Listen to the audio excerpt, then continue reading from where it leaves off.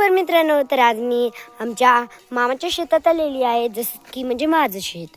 तर तिकडे आमचं शेत आहे, तिकडे लांब टमाट्याच्या बाजूकडे तिथे आमचं शेत आहे आणि हे माझ्या मामाचं शेत आहे. तर तिथे कुत्रं उभं आहे आणि तिथे सगळे म्हणजे खिचडी बनवत आहेत. तर आज आम्ही खिचडी पार्टी करणार आहोत. तर इथे गाय पण उभी आहे. तर म्हणजे माझ्या मावशी हे सगळे आजी हे सगळे आले तर आम्ही खिचडी पार्टी करणार आहोत. तर चला तुम्हाला दाखवते आमची खिचडी पार्टी.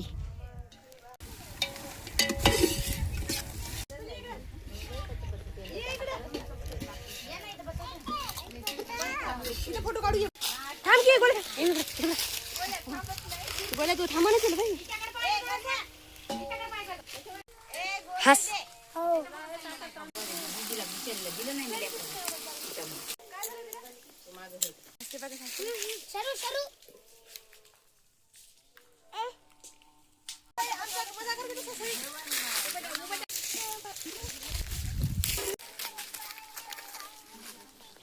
चला मित्रांनो, आम्ही इथे जांबाच्या बागेत आलेलो आहेत. तर तुम्हाला इथे जांबा आहेत का नाहीत काय माहिती, पण आम्ही शोधायचा प्रयत्न करतोय. मित्रांनो, इथे माझ्या मावशीचे मुलं आणि मुली पण होते. तर ती तिथे माझ्या मावशीची मुलगी ही इथं आणि ते तिथे माझ्या मावशीचा मुलगा तो जांब तोडत आहे जांब. आणि हे दोघं जे आहेत ना, हे माझ्या सख्ख्या मावशीची मुलं आहेत. तर मित्रांनो, हे माझ्या मावशीच्या मुलांनी जांब सापडलेला आहे. तर हे जांब खूप पिकलेलं आहे आणि हे गोड पण आहे. माझ्या मावशीची मुलगी आणि माझ्या मावशीची मुलगी ही आणि ते माझ्या मावशीचा मुलगा, ते आम्ही तिघ एकाच स्कूलमध्ये. अरे का मित्रांनो, मी टहाळ आणलाय आणि हे बघा माझ्या मावशीचा मुलगा काय म्हणत आहे.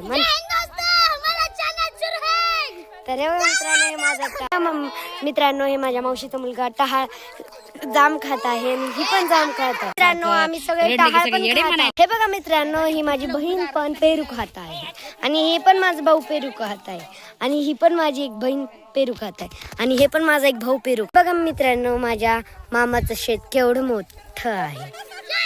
मित्रांनो, आता आमची खिचडी पकतच असेल तर मग खिचडी झाल्यावरती मी तुम्हाला दाखवेल खिचडी कशी झाली आणि कशी आम्ही पार्टी करत आहोत. हे बघा माझ्या मावशीची मुलं कशी नाचत आहेत, किती एन्जॉय करत आहेत.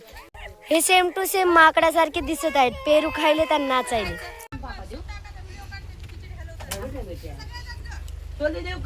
मित्रांनो, खिचडी झालेली आहे.